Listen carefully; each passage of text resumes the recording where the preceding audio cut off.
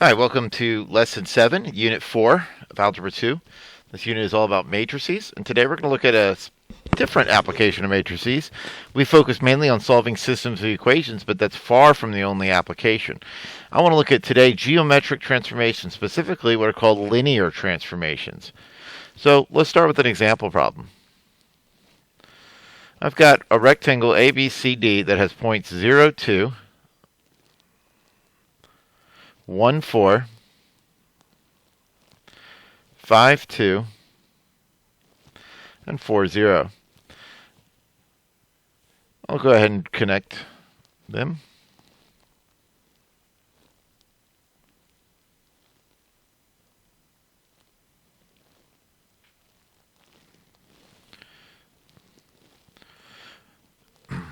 We're going to represent ABCD as a 2 by 4 matrix, which I'm going to call R for rectangle. So the 2 by 4 matrix will have row 1 containing X values and row 2 containing Y values. So this is going to be a theme throughout this lesson, and this is actually the norm that when we represent points with matrices, the X is in the row 1 and the row 2 is the Y, so they go up and down. So this will be 0, 2, 1, 4, 5, 2, 4, 0. So that's the matrix that represents this rectangle. So what do you think would be the result of multiplying this matrix R by 1, 0, 0, 1? Now this is a 2 by 4 matrix, and this is, of course, is a 2 by 2. So we need to multiply with this on the left so that the 2's line up like that. So we'll do this. 1, 0, 0, 1 times 0, 1, 5, 4, 2, 4, 2, and 0. So we'll be multiplying and get a 2 by 2 and getting a 2 by 4 as a result.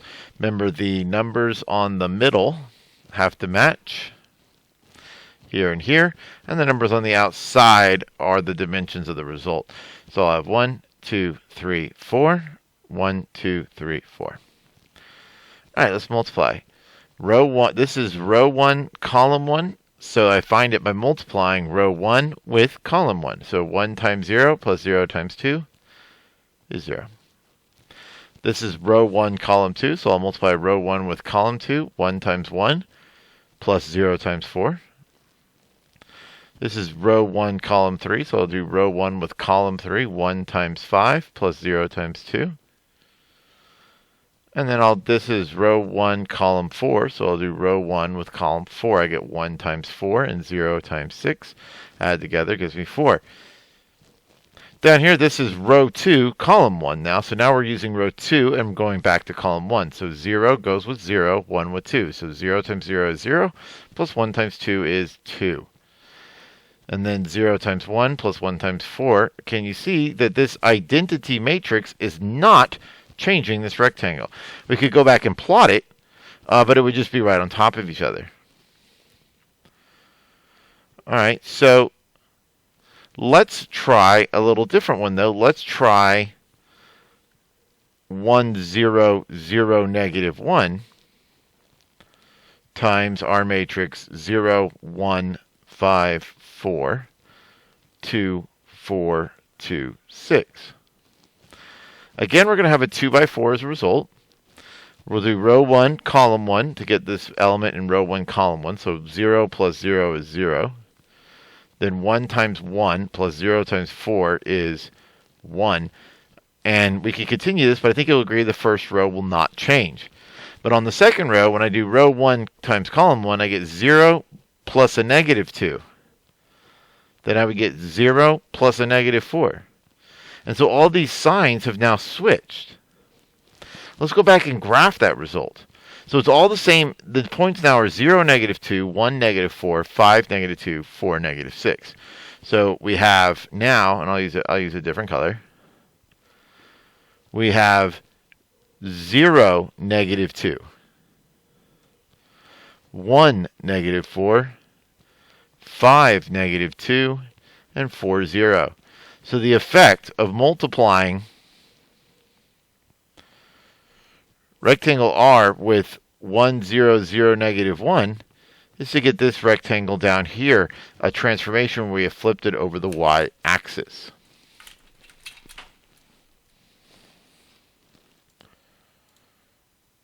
All right, let's try multiplying these two. We would get 0 plus 0 is 0. Then negative 1 plus 4 is negative 1. Plus 0. Negative 5 plus 0 is negative 5. Negative 4 plus 0 is negative 4. Then down here I get 0 plus 2 is 2. 0 plus 4 is 4. 0 plus 2 is 2. And 0 plus 0 is 0. So that gives us a rectangle over here of 0, negative 1. 0, 2. Negative 1, 4. Remember, it's x is on top, y is on bottom. Negative 5, 2.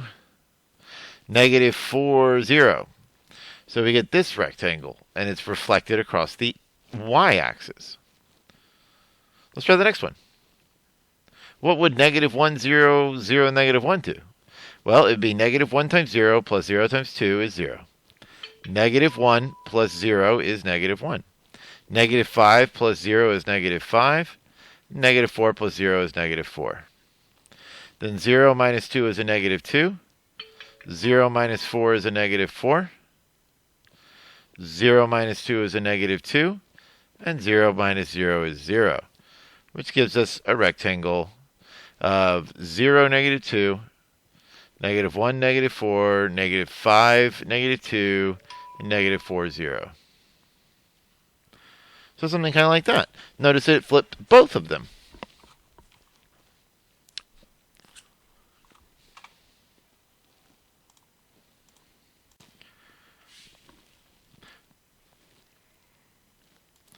So it turns out that you just need to know the two transformations in order to define a brand new coordinate system. So the coordinate system, if I want to change, stretch everything, I just have to focus on what would happen to 1, 0, what would happen to 1, 0, and 0, 1. So if I want to enlarge everything by 2, I just have to make a matrix that says that 1, 0 becomes 2, 0. And 0, 1 becomes 0, 2. And that would stretch it.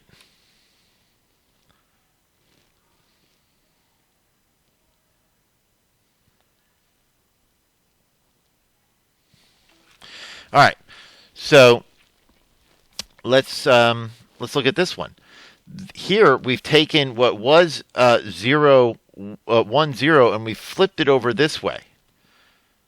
Right? We flipped it over. The 1, 0 is horizontally flipped. So it becomes negative 1, 0. But we stretched 0, 1 to 0, 4.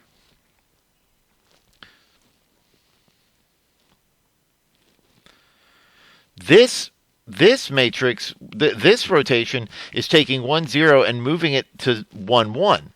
So I would say 1, 1. And then this one is taking it and putting it negative 1, 1. So negative 1, 1.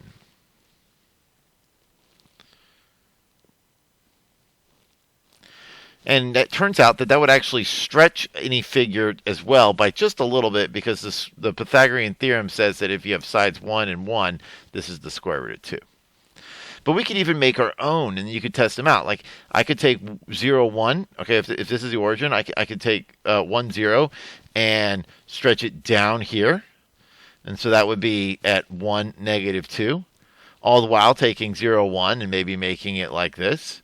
And so that would be at 1, 2.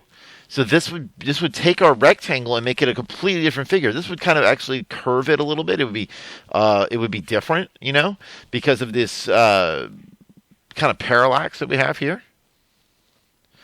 So to change our coordinate systems, we simply multiply by a matrix that uses column 1 to show the new positions of 1, 0, and column 2 to show the new positions of 0, 1. So let's take a look. What would happen if we took if we tried to change this by making 1, 0 go to 1, 1, and 0, 1 go to negative 1, 1. Well, that would look like this. Just a reminder that band has trunk or treat today after school. So just a heads up, if you're parked in the parking lot behind the commons, that they'll be using that. So thank you. So 2, 0, 5, 0, and 5, 3. So this shows that 1, 0 goes to 1, 1, and 0, 1 goes to negative 1, 1. Well, if we multiply this, we'll get 2 minus 0 is 2, 5 minus 0 is 5, and 5 minus 3 is 2. Then 2 plus 0 is 2, 5 plus 0 is 5, and 5 plus 3 is 8. So the resulting transformation is 2, 2, 5, 5, and 2, 8. So you see it did rotate it about 45 degrees and did enlarge it just slightly. All right, I have a practice problem for you to do. This one is a nice little dilation where you multiply by 2, 0, and 0, 2. So you can see what that does. And you should get that it doubles everything, but it's going to happen in a way that's in line with the origin. So it becomes this kind of cool growing figure as you stretch out, because all these points are going to double. I'll leave that one as a practice. Here's another one you can do. By transforming the matrix, this is going to make it a quite different shape. It should change the square into a rectangle by multiplying by that matrix, which again I will leave as an exercise for you. Now this is the rotational matrix. Cosine, sine. That's pretty standard that the x coordinate is cosine, the y coordinate is sine. Remember, we're talking x then y here. And then you have to do negative x comma y. This will rotate by t degrees. So if you want to rotate, something like 77 degrees or some amount even more than 90 degrees, you just plug that in for t and use that matrix to do that. Now that's usually a little bit clumsy, so you have to use a calculator to figure it out. But when you do that, you would say, cosine 120 degrees, and you can take the cosine numbers bigger, 90. I know it's kind of unusual, but you can do it. And then this is, this should be a negative sine, right? Negative sine 120 over cosine of 120, and we're going to multiply that by all the coordinates of this point. All right, the last thing I want to share with you, because I'm going to have you all figure that out, is just that this stuff doesn't stop here. These transformations, these are so important, and they're programming the computers. It's what allows 3D modeling, background images, to look further away than close up in these, 3D animated computer stuff. So 3D coordinate system gets even more complicated. So, you should really be appreciative of all the stuff that it can do. The last thing I want to share with you is I really would like you to go through this exit ticket, and I want you to think about this transformation T and what it does to this matrix, and then what would the inverse do to the result of that matrix. So check it out. It's super cool. Start thinking of matrices not just as a way to represent a system, but as a function for transformations.